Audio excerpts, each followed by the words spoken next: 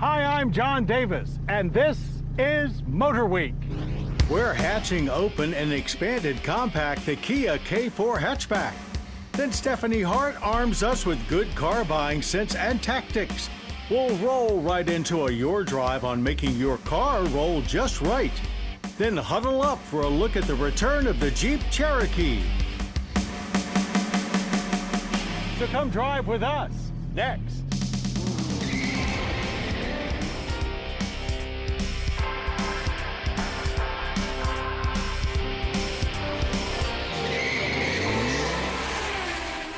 MotorWeek, 45 years steering you in the right direction.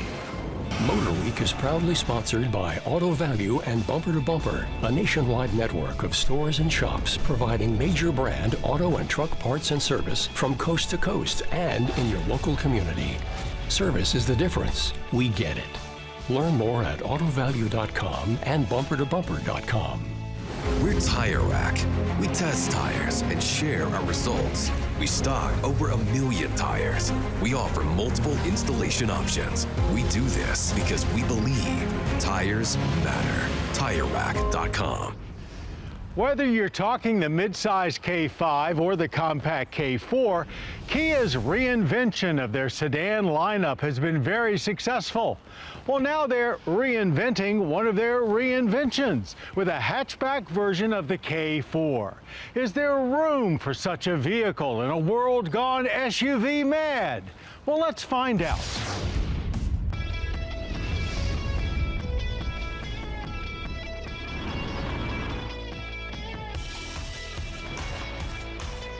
We first tested Kia's K4 a year ago and found it a breath of fresh air for the compact sedan segment.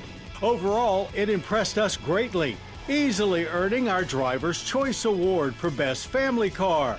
Their follow-up, this 2026 K4 Hatchback, has made us even more excited.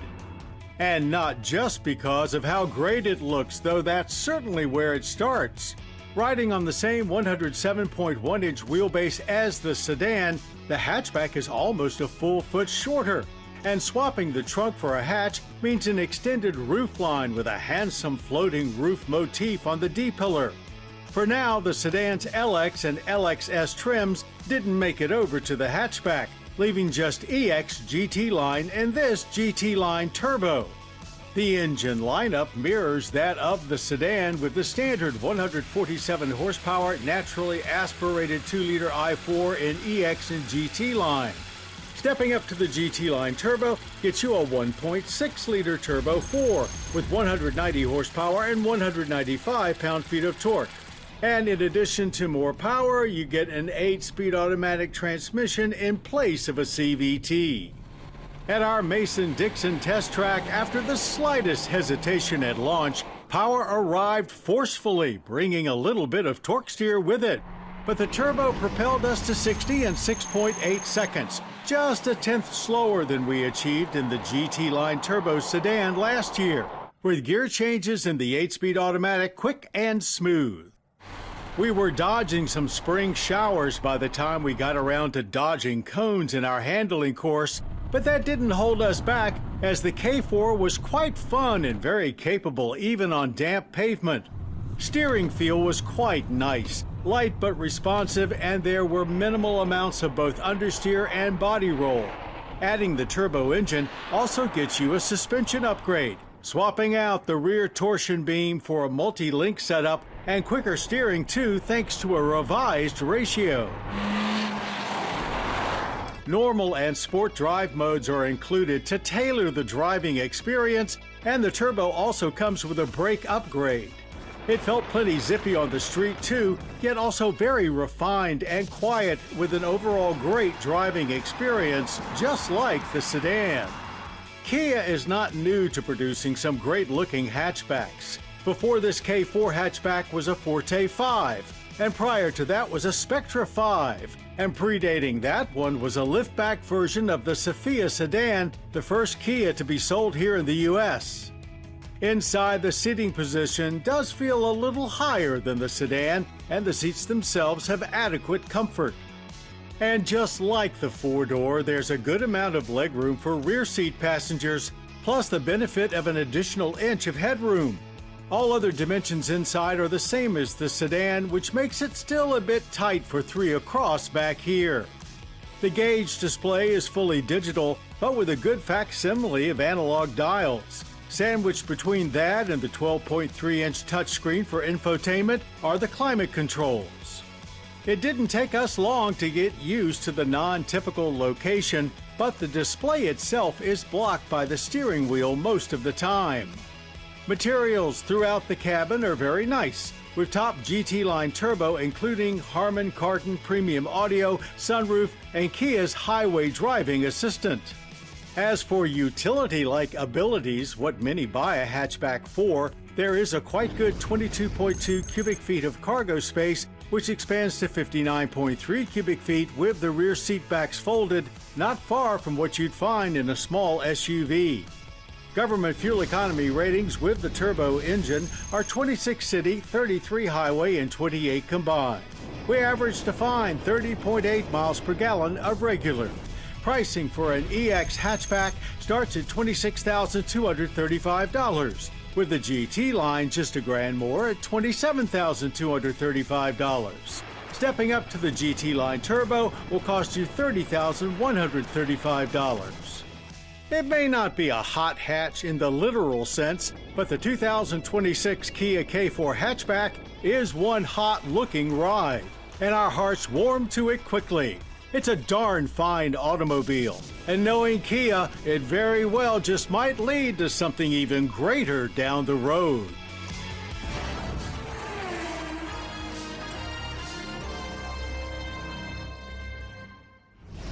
Let's be honest, new cars are expensive.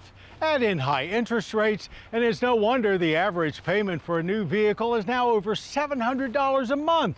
Those sky-high payments make it a real stretch for many people to buy a new car, but our Stephanie Hart is here with auto financing tips to help you make that new car dream come true. Given our current economic environment, a solid strategy is crucial in order to help you secure a good car loan. I discussed the situation with Bankrate's senior economic analyst, Mark Hamrick.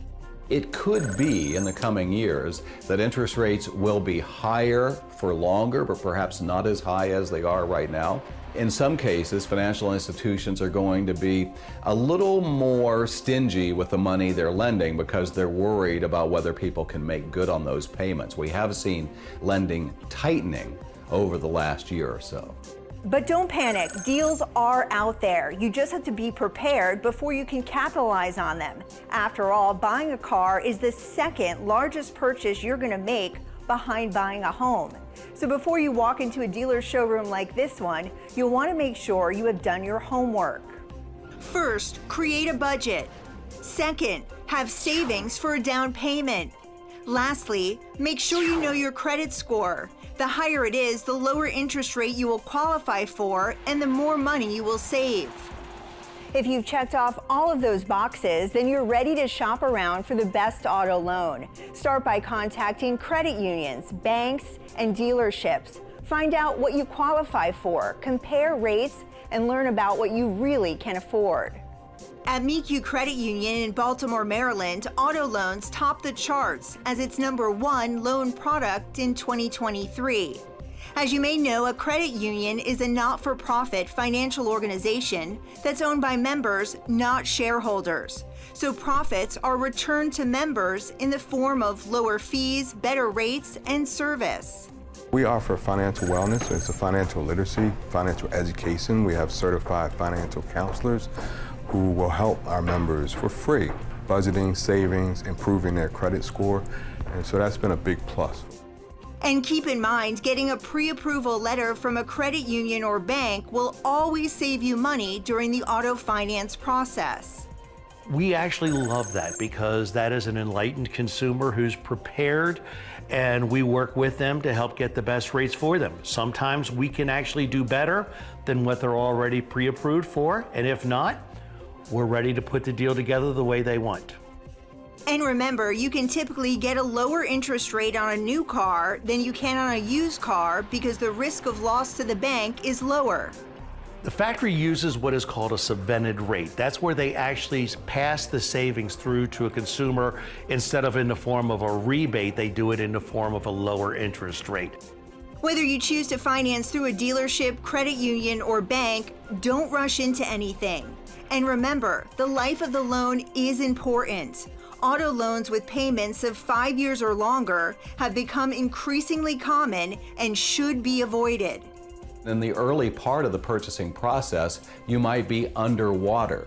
Being underwater on a car payment means that what you owe is more than the value of the car. And guess what? If you're in an accident and let's say it's totaled, you could really be on the hook if you don't have gap coverage that can make sure that you're reimbursed for the total cost of the car.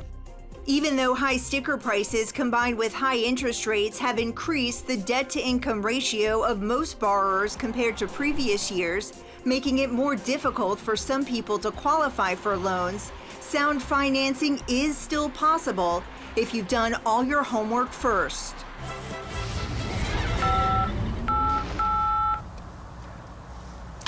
Car phones. They used to be just for the rich. But now cellular technology is changing that, making them more appealing to more people. Today's owners of cellular car phones are buying, selling, divesting and merging, or just plain talking on the road. Even rescue vehicles may soon switch to this mode of communication. So basically you can get a phone in your car, purchase price, about $1,200. There are many brands, but only 3 types, beginning with the mobile car phone, the type that stays in your car. The second type of phone is a transportable unit. It goes where you go. The third phone is the much smaller portable model. It's compact enough to fit in a briefcase, but much more expensive. Finding your center is good advice for staying grounded and for keeping your car rolling right. If you have anxieties regarding the latter, follow this checklist from Audra Forden on this week's Your Drive. Have you ever felt like your car is pulling to one side or your steering wheel is shaking like it had too much coffee? That's your car trying to tell you something, and it's not just being dramatic. Today we're diving into 3 key players in your tire's performance: wheel alignment, tire rotation, and wheel balancing. That keeps you rolling smooth and straight. A wheel alignment isn't just about your wheels pointing forward. It's about the angles your tires hit the road. The camber and caster, and the toe. When these are off, your car might pull to one side, your tires wear unevenly, or your steering feels off center. Think of it like your spine. If you're out of alignment, the rest of your body starts compensating and wearing down. Wheel alignment machines take your car through a full body posture check, like a chiropractor, but for your suspension. In just minutes, the system scans and shows exactly where you're off. A properly aligned car means better handling, longer tire life, and safer driving. If you hit a pothole or a curb, get it checked. That one bump can throw off your entire alignment. Now, tires naturally don't wear evenly. The front tires, well, they handle your turning, and the back tires, they follow. And depending on whether your car is front-wheel drive, rear-wheel drive, or all-wheel drive, each tire has a different job. Rotating your tires, moving them from front to back and side to side, evens out wear and extends tire life. It also gives us a chance to inspect your tires, your suspension, your front end, and catch early signs of damage. A general rule is to rotate your tires every 5,000 to 7,000 miles or at every oil change. It's simple, it's quick, and it saves you money. Skipping tire rotation can cost you up to 25% of your tire life. That's like buying 4 pairs of shoes and only wearing 2 of them. Now let's talk about wheel balancing, because just like you wouldn't run a marathon in wobbly shoes, you don't want to drive on tires that are out of balance. Every tire and wheel has tiny weight differences, even when brand new. Balancing evens out by adding small weights so the tire spins smoothly. Without it, you'll feel vibrations, your steering may shimmy, and your tires can wear out fast. Feeling vibrations at 60 to 70 miles per hour could be a balancing issue. Get it checked before it damages your suspension. So remember, wheel alignments keep you straight and steady, rotation keeps your tread even, and wheel balancing keeps your ride smooth and your parts happy, and that keeps money in your pocket. If you have any questions or comments, reach out to us right here at MotorWeek. Let's head inside and rejoin Stephanie Hart for all the latest motor news. When we learned the next generation Toyota Highlander was going fully electric, we figured Lexus wasn't far behind. And we've just seen their spin on it, the 2027 TZ.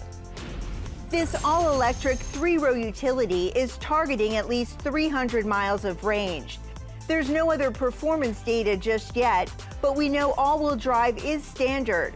Press photos show an inviting, luxurious cabin, which Lexus says is made even quieter thanks to additional sound-deadening materials. We'll spend more time with it soon.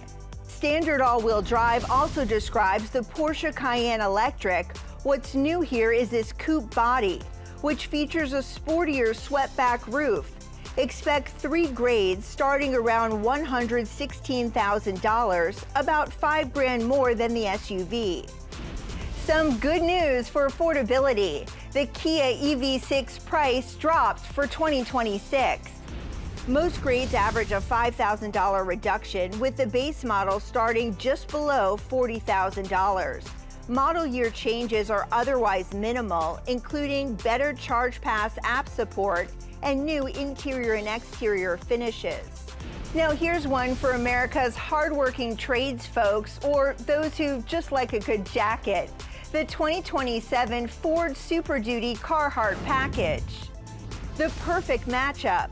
This trim adds interior upholstery, stitching and floor mats inspired by Carhartt's renowned apparel. Outside, function meets form through unique wheels with all-terrain tires, running boards, a spray-in bed liner with the Carhartt logo, and special graphics that also protect the paint. The Carhartt package is available on XLT crew cab trucks. Tapping into a different side of patriotism, Cadillac is celebrating their Formula One debut with a special edition of the CT5V Blackwing sports sedan. Its muted tone and carbon fiber body elements serve as a nod to the team's F1 heritage. In addition, its 6.2-liter supercharged V8 has been uprated to 685 horsepower. That's almost 20 more than before, making it the most powerful Blackwing yet. And it might just be the most limited, with just 26 being produced. And that's it for this week's Motor News. The best doctor's visits are ones that are short and worry-free. And this week's checkup on our 2026 Porsche Cayenne Long-Term is one of those. Now at 10,000 tested miles, we took it in for scheduled service, where the Porsche techs gave it a clean bill of health. Its 6-cylinder heart is still pumping a spry 348 horsepower, which we put to use often. Perhaps too often, having observed another slight dip in overall fuel economy, down to 23.5 miles per gallon. Still above the EPA's 23 mpg highway rating. And considering recent fluctuating fuel prices, we'll take every decimal point we can get. In these long-term tests, we don't actively try to beat the EPA's fuel economy estimates. We just drive how we drive. And in this Cayenne, we drive enthusiastically because it's just so athletic. But it's not totally without fault. The auto stop-start system, like us, tends to operate enthusiastically, which is to say that it's a little too quick to shut off the engine sometimes in stop-and-go situations, but you can't turn it off. Our Porsche Cayenne isn't quite done yet, but one of our other utilities is, our Acura ZDX, which will feature along with its replacement in the next MotorWeek long-term road test update. Something's been missing from the Jeep portfolio. Well, actually 2 things. 1, a Cherokee, and 2, a non-plug-in hybrid option. Well, 2026 sees the end of both of these omissions with a brand new Cherokee that showcases Jeep's new hybrid powertrain. That's a lot to sort through, but we've got just the crew to do it.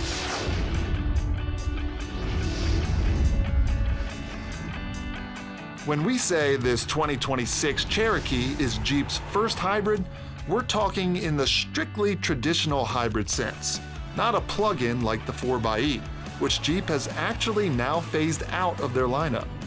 This Cherokee is working with an all-new hybrid system built around Stellantis Europe's 1.6-liter turbocharged 4-cylinder. It's partnered with a pair of electric motors that make up the variable transmission to produce 210 horsepower and 230 pound-feet of torque. It will operate on battery power alone at speeds up to 62 miles per hour. But a very small 1 kilowatt-hour battery means it can't do it for long. Jeep's Active Drive 1 is standard and has the ability to operate strictly in front-wheel drive or send as much as 50% of power to the rear wheels.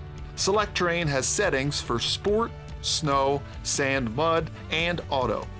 But off-roading is not really a priority for this particular Cherokee. The hybrid delivers government fuel economy ratings of 39 city, 35 highway, and 37 combined. Our average was just a little below that at 34.4 miles per gallon of regular. Despite modest power numbers, the Cherokee makes good use of what it has, responding quickly to throttle inputs. It is a very noisy setup, especially when you start it up, but it does get quieter as things settle down. Transitions between engine and battery power are relatively seamless and are really only noticed by what feels like a very subtle shift of a transmission. At the test track, there was plenty of torque off the line to get us to 60 in 7.5 seconds, and through the quarter mile in 15.8 seconds at 89 miles per hour. There's a lot of momentum here at launch. The engine comes on very quickly. You can tell it's working hard.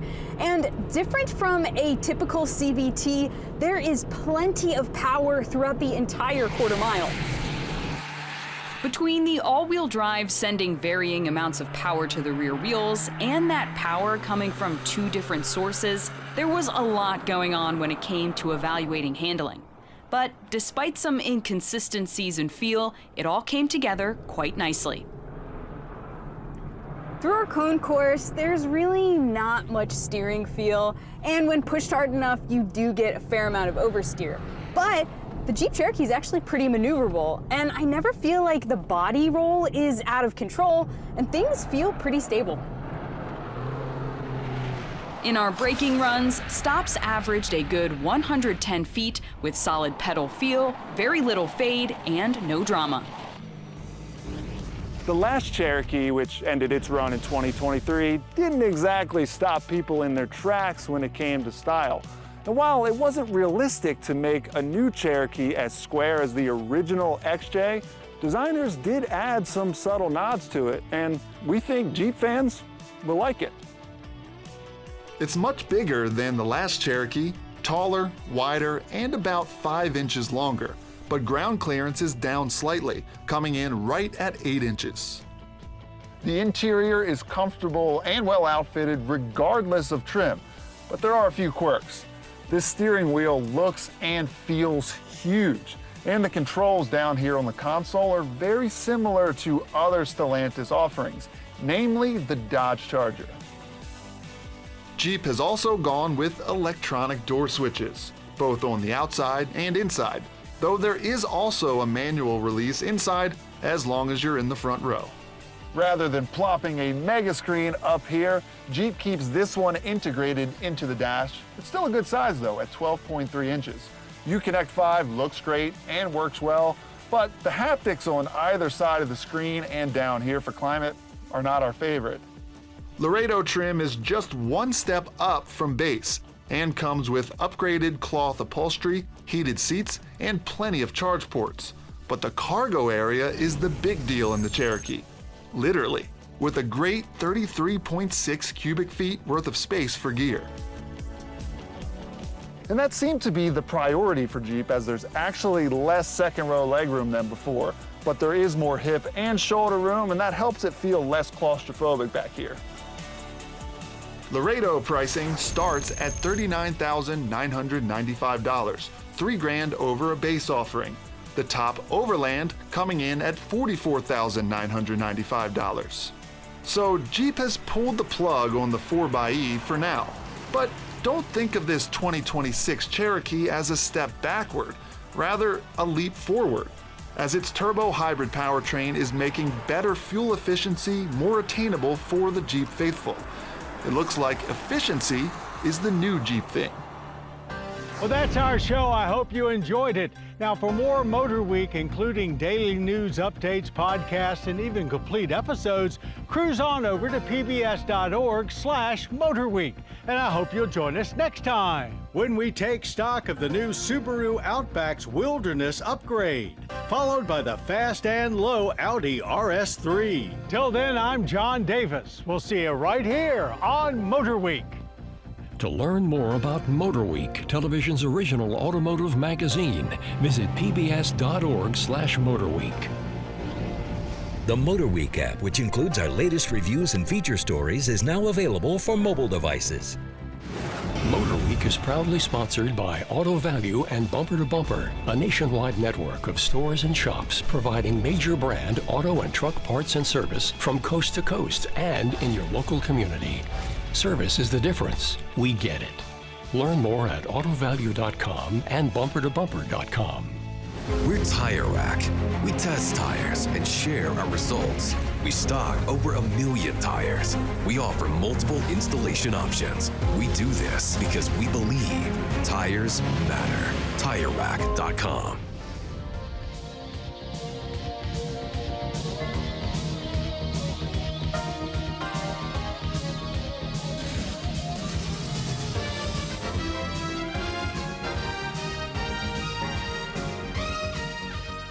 This program was produced by Maryland Public Television, which is solely responsible for its content.